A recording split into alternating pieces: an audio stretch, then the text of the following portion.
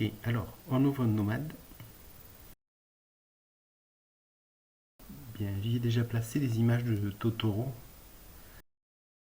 juste pour montrer comment faire le blocking. Donc,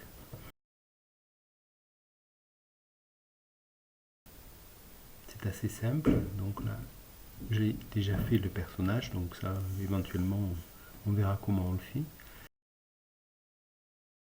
Il s'agit en fait de reconstituer l'image à partir de primitives. Donc, on va commencer par faire apparaître le ventre. Donc c'est juste une sphère légèrement étirée, la tête, le museau, la queue.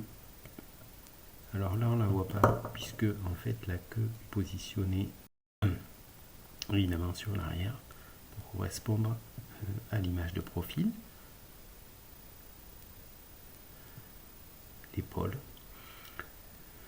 Alors l'épaule, elle est en orange parce que dans cette version là il faut valider, chose que je n'avais pas faite, les formes quand je les ai créées. Donc l'autre épaule qui apparaît. Nomad c'est un logiciel très très simple puisqu'il se manipule à la fois au doigt et au stylet.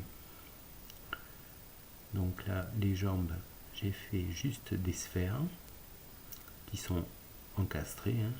Les bras que l'on voit apparaître petit à petit.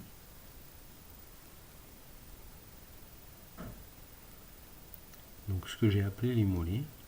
Alors si c'est assez amusant, en fait lorsque les, la vue du calque n'est pas affichée, en fait le calque apparaît sous la forme de traits comme ça. Si on l'affiche, hop, il apparaît sous la forme pleine. Donc les mains, les pieds, les yeux, qui sont des sphères à chaque fois,